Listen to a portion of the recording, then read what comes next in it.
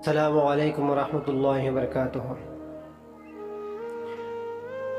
مختصر بات تھوڑا سا سن لیں، آپ کو فائدہ دے گا انشاءاللہ۔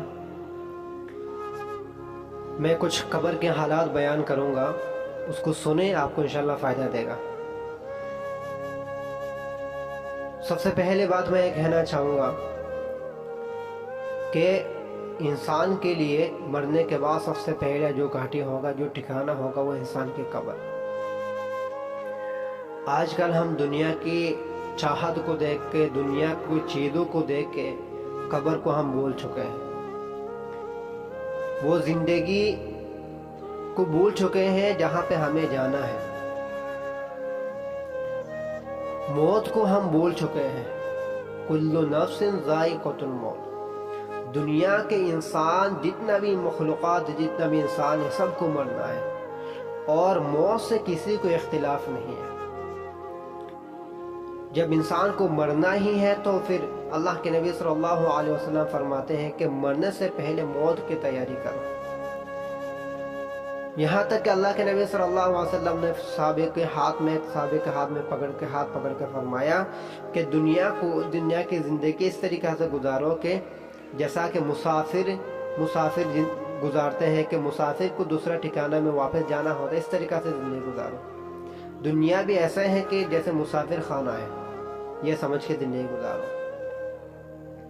تو میرے بھائی، انسان کے لیے سب سے پہلے جو گھاٹی ہوگا یا موت کے بعد، وہ ہے قبر۔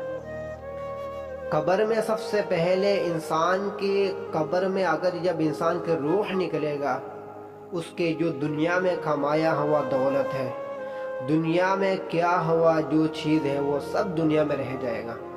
ایک چیز انسان کے ساتھ جائے گا، وہ ہے انسان کے عمل۔ اگر اس نے اچھا عمل کیا تو وہ بھی ساتھ جائے گا، اگر برا عمل کیا تو وہ بھی ساتھ جائے گا۔ اس لیے میرے بھائی، اللہ کو راضی کرنے کی کوشش کرے دنیا سے جانے سے پہلے، کیونکہ دنیا سے ایک نہ ایک دن ہمیں ضرور جانا ہے۔ اس لیے جانے سے پہلے جہاں جانا ہے وہاں کی تو پہلے تیاری کر لیں۔ تو موت کا جو ٹھکانہ ہے، اللہ کے نبی صلی اللہ علیہ وسلم فرماتے ہیں کہ قبر میں انسان کو جب ڈالا جائے گا، ہے نا، اس کو دیکھ کے واپس آ ہی رہے ہوں گے لوگ، اس لوگوں کے چپلوں کے آہٹ تک سنائی دے گا، پھر وہ انسان کو زندہ کیا جائے گا، پھر انسان سے سوال جواب کیا جائے گا۔ تو انسان کے ساتھ صرف وہ چیز ساتھ رہے گا جو اس نے عمل کیا ہوگا، اچھا ہو یا برا۔ تو میرے بھائی، نہ ہمارے بچے ہمارے ساتھ قبر میں جائے گا، نہ ہمارے بیویاں ہمارے قبر میں ساتھ جائے گا، نہ ہمارے آڑوس پڑوس ہمارے قبر میں ساتھ جائے گا، کوئی بھی ساتھ نہیں دے گا۔ جب ہمارا روح نکل جائے گا، سب سے پہلے کہا جائے گا کہ اس انسان کو قبر میں ڈالو۔ اگر اس میں بہتر عمل رہے تو فرماتے ہیں کہ علامہ سیوطی رحمۃ اللہ علیہ، انہوں نے اپنے کتاب میں لکھتے ہیں کہ 7 قبر تھے ایک جگہ میں، جس جگہ میں 7 قبر ایک جگہ سے نکلے تھے اچانک۔ تو نکلنے کے بعد جب 7 قبر نکلے ہیں نا، تو 7 قبر میں سے ایک نوجوان تھا۔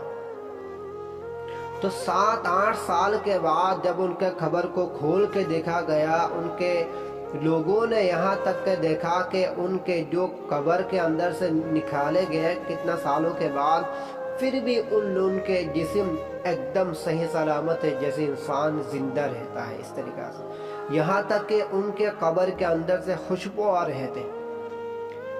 یہ ہے ان لوگوں کی جنہوں نے اللہ کو راضی کر کے دنیا سے گئے۔ یہاں تک کہ علامہ سیوطی رحمۃ اللہ علیہ فرماتے ہیں، یہاں تک کہ لوگوں نے ان کے بالوں کو کھینچنا چاہا تو ان کے بال بھی بالکل مضبوط سخت تھے وہاں تک کہ۔